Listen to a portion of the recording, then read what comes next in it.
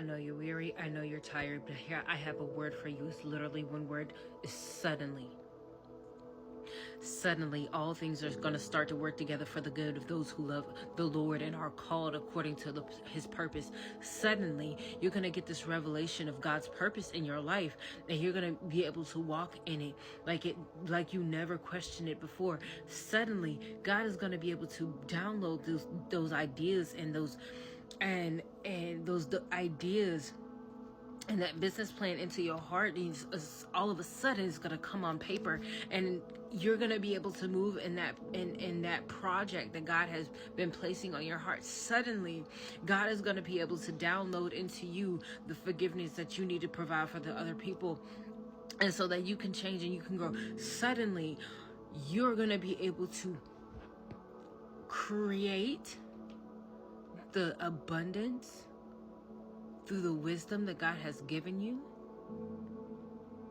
all because you were patient, all because you were righteous, all because you were obedient, all because you did what God has called you to do. All of a sudden, abruptly and unexpectedly, will God move in your life.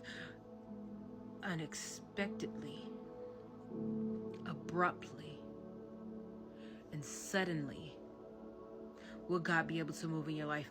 He is waiting on your yes.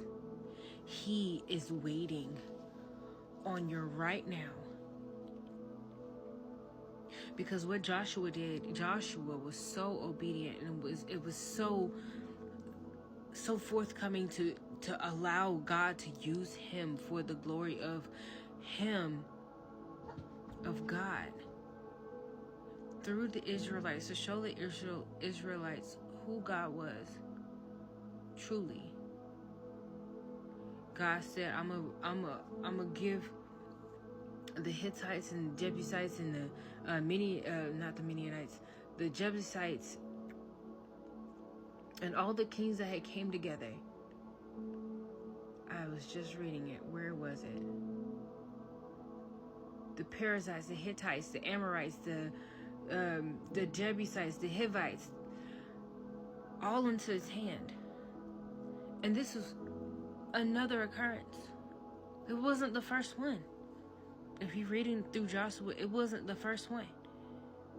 God is constantly reassuring you, I will give them into your hand. And I don't know how many times God has revealed to you, how many times he is going to reveal it into your hand, but you have not started. You have not started the business plan. You have not started talking to people. You have not started putting together your LLC. You have not started talking to people about where they can be placed in your business. You have not started dreaming. You have not started that job application. You have not started going back to school. You have not started looking for a church that's going to help edify you and build you up and allow you to be a part of a community again. You have not started reading your Bible. You have not started to pray and utter the things that is of God. You have not started to try to put aside those things that God says is not righteous. Because all he wants to do is do suddenly in your life. And he says, in order for him to do suddenly, you must first obey. Because what did Gideon do? Gideon asked for reassurance. Yes. But that was after his obedience to take down the altar for the false god. That was after his move of obedience.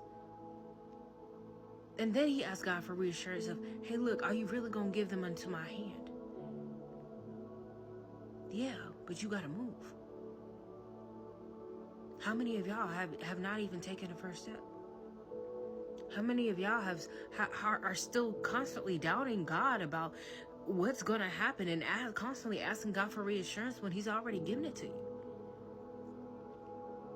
That suddenly is your reassurance. Now move.